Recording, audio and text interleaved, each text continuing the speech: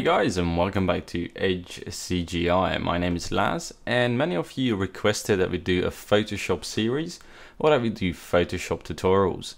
Now it doesn't really matter if you want to specialize in matte painting or digital painting or 2D texturing or graphic design or photo manipulation, because this series will start off with the very basics for the complete beginners. So if you're just starting out Photoshop, or you tried before and you got confused and you didn't really learn the basics first and you wanted to dive into something more complicated, then you should really follow along with this tutorial.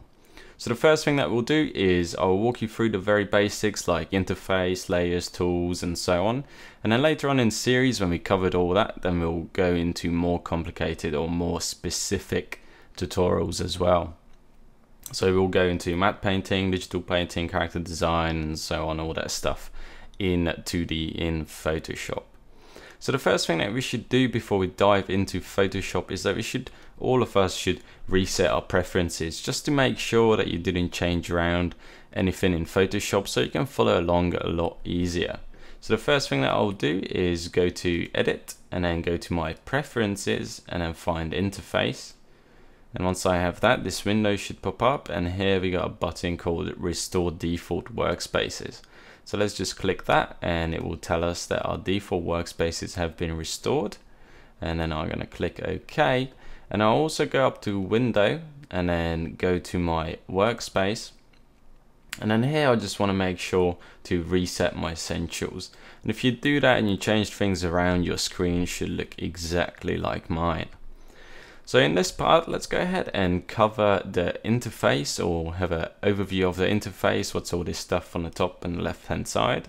And then we'll also open up an image before we dive into the bridge and so on in the next part of the tutorial. So on the top left, we have our menu bars. So we have File, Edit, Image, so you can do all your adjustments to your image here. We got some layer, menus, type for your text, different selections and so on, filters, so we can apply filters to our images, view, window, and we got our help as well up here. So if I wanted to open up a new file, I would just go up to File and then hit Open and open up my image and so on. So once you get more familiar with what's in these, it shouldn't be too confusing. So next, underneath, we have our options box. And basically what the options box is for each of the tools, which is on the left corner here. This is all our different tools and so on. So on the left hand side, we can select our tools. And if you notice on the option box bar on the top here, depending on what tool we have selected, this will change.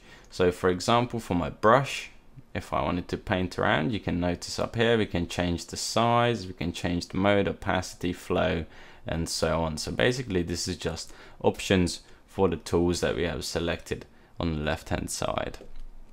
Coming down to the bottom, we have our mini bridge and our timeline. So if I just click my mini bridge, you'll notice that I got two images here, and we'll go into this more detail in the next part when we look into what the mini bridge is. But basically it just allows you to browse your images and set up project folders and so on a lot easier. So it will help you keep things organized. In the timeline, if you do animation, you would see your timeline here. And on the right hand side, we basically have our panels. Now panels can change depending on a workspace that we have set, and we can also customize it, that we'll go into more later on.